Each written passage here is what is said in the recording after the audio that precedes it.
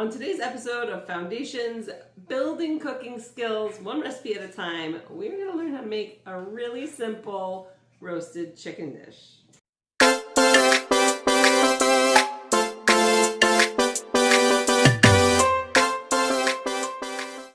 Hey everyone, it's Dora from FlippingHousesAndPancakes.com, and today on Foundations, Building Your Cooking Skills, one recipe at a time, we are going to work on a nice, easy chicken dish. We're going to learn how to make that today.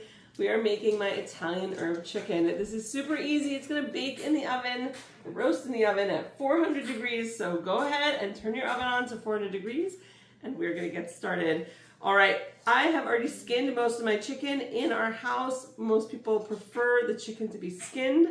That means taking the skin off, but in case you want to keep it on, absolutely keep it on. If you don't want to keep it on, you're going to reach underneath your skin right here on your chicken leg, stick your fingers through. You can wear gloves like I do, and you're going to pull it down. And as you pull it down, make sure to go all the way around. Do it gently. Pull it down, all the way down, and we're going to pull it right off that drumstick, okay? If you have a thigh, you're going to do it the same way. If you have a drumstick, you're going to do it the same way. And if you have a chicken breast, you're going to do it the same way, okay? We're going to throw out the skin. I'm going to go ahead and give my chicken a little rinse since it just came out of the packaging.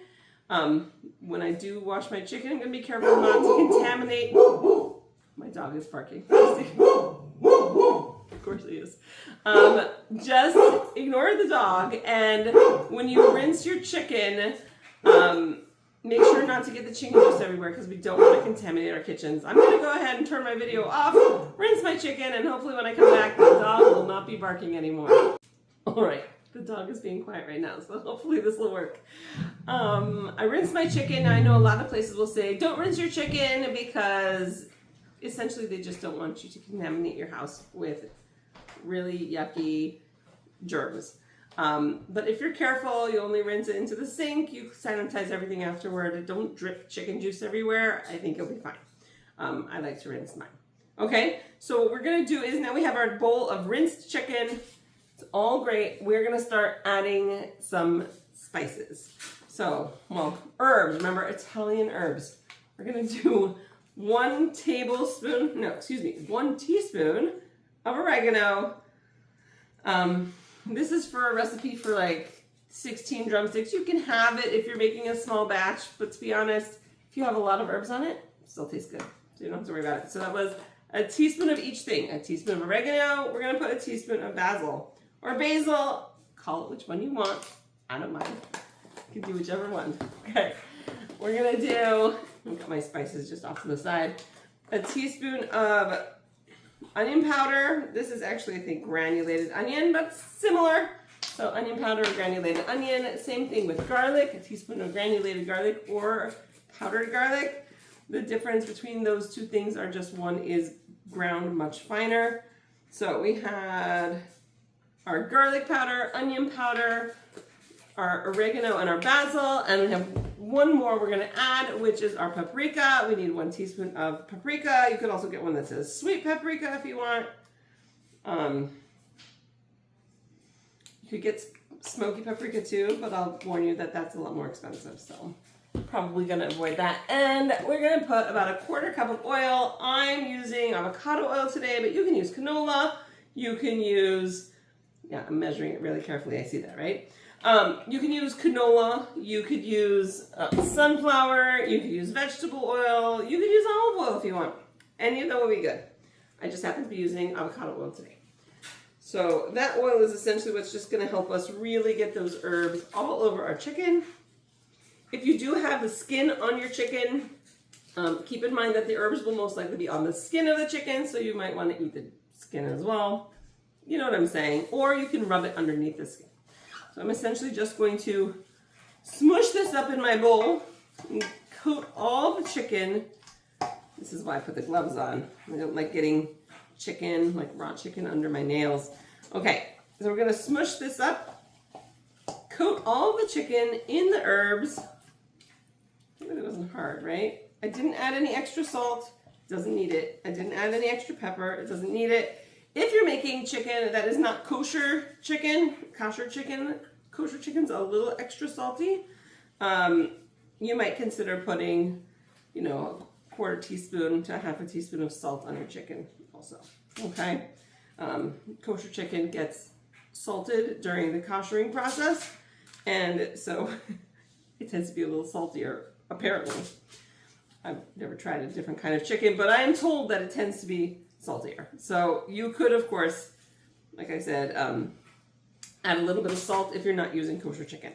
Okay? All right, I have some leg quarters here. I have some drumsticks. I'm gonna spread them out on a sheet pan that I covered with foil and I sprayed with cooking spray. You can put it straight on your pan, but I like to not have to do a lot of cleanup when I'm done. I'm laying these out on my sheet pan. They look really good. Okay? I'm gonna spread these out on my sheet pan. Whatever oil or spices are left in the bowl, I'm just gonna pour right over it. Okay, I want to get all that nice flavor on top of the chicken. And yes, there are people in my house right now. Pay no attention. There are dogs and people in my house at this moment while I'm making dinner and talking to you. So what we're going to do is we're going to take this chicken, we're going to put it in the 400-degree oven. We're going to let it sit there until the interior temperature of the chicken is 180 degrees. At least I like to make mine go a little further, 195 to 200, just because I like my chicken to be really soft. But it will be safe and cooked by 180 degrees. So I'm going to throw that in and we'll come back when this chicken is done. All right, the chicken should be ready. Let's take a look. Yeah, now you know what else I'm making for dinner, so there you go. All right. Oh, you can't smell it, but if you could smell it, it smells so delicious. I'm gonna take my thermometer. I do have a digital thermometer. I used to have a different type, but I got this one. We're good. We're over 180. Like I said, you need to put it into the flesh of the thigh, the thickest part. I'm hitting about 198 here. That's the kind of chicken I really like because it's a little more fall off the bone. But as long as it's over 180, you're good. If it's chicken breast, do it with chicken breast 165, okay? Now, just a reminder, something I didn't say earlier, I forgot about mentioning, is after you coat your chicken in the oil and spices and put on your sheet pan, wash your hands with soap and water. You don't want to transfer any raw chicken juice anywhere. It's very important to remember. All right, this is a chicken. That wasn't hard. Your oven did most of the work. And now you know how to make a really good Italian herb roasted chicken. You can use different vegetables, different herbs, different spices to make different varieties of chicken. And if you want, we can do some of that another time.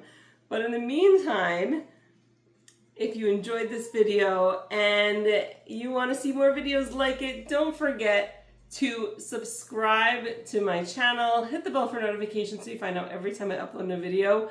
This recipe is on my blog, so make sure to check it out, Italian Herb Chicken, and you can find that at flippinghousesanpancakes.com.